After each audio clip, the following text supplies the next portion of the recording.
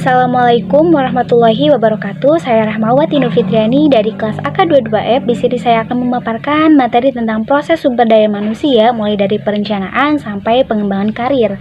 Baik, langsung saja ke materi. Yang pertama, identifikasi dan seleksi karyawan kompeten, yaitu perencanaan SDM atau sumber daya manusia, yaitu metode perencanaan yang memastikan bahwa organisasi memiliki jumlah dan jenis orang yang tepat pada waktu dan tempat yang tepat.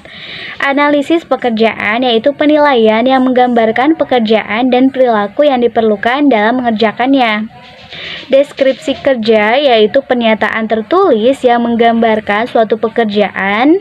Dan yang terakhir, spesifikasi kerja, yaitu pernyataan tertulis mengenai kualifikasi minimum yang harus dimiliki seorang karyawan agar dapat bekerja dengan baik. Kedua, rekrutmen, yaitu mencari, mengidentifikasi, dan menerima pelamar kerja yang kompeten.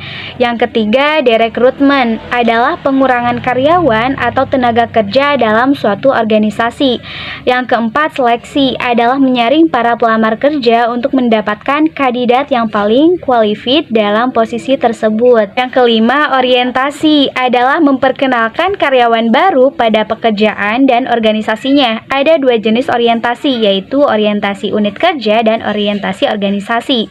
Yang keenam, ada pelatihan. Jenis pelatihan ada dua, yaitu pelatihan umum dan pelatihan khusus. Pelatihan umum adalah pelatihan dengan topik yang bisa digunakan oleh ragam karyawan dari ragam fungsi, misalnya pelatihan keterampilan komunikasi untuk semua karyawan. Contoh dari pelatihan umum yaitu keterampilan komunikasi, keterampilan manajemen, dan keterampilan teknologi. Pelatihan khusus adalah pelatihan yang memang diberikan dengan spesifikasi khusus, misal pelatihan Human Resource untuk divisi HRD. Contoh dari pelatihan khusus yaitu keterampilan dasar hidup kerja, kreativitas, dan keterampilan presentasi atau berbicara di depan publik. Metode pelatihan tradisional yaitu ada on the job, rotasi kerja, mentoring dan coaching, latihan pengalaman, buku kerja atau manual, ceramah dalam kelas, podcast, video konferensi, dan e-learning. Yang ketujuh, sistem manajemen kinerja. Sistem manajemen kinerja adalah sistem yang menetapkan standar kinerja yang digunakan dalam mengevaluasi kinerja karyawan.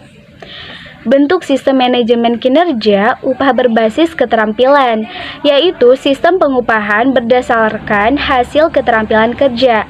Upah variabel, yaitu sistem pengupahan di mana kompensasi individu bergantung pada kinerja. Kedelapan, kompensasi dan manfaat. Tingkatan kompensasi dan manfaat yaitu ada kinerja dan jabatan karyawan, pelaksana pekerjaan, bisnis, serikat pekerja, intensif buruh atau kapital, filosofi manajemen, lokasi geografi, profitabilitas perusahaan, dan yang terakhir ukuran perusahaan. Yang kesembilan atau yang terakhir yaitu pengembangan karir adalah kegiatan kepegawaian guna membantu para pegawai merencanakan karir masa depan di tempat mereka bekerja, sehingga pegawai yang bersangkutan dan juga pihak perusahaan bisa mengembangkan diri secara optimal. Mungkin itu saja pemaparan materi dari saya. Kurangnya mohon dimaafkan. Terima kasih. Wassalamualaikum warahmatullahi wabarakatuh.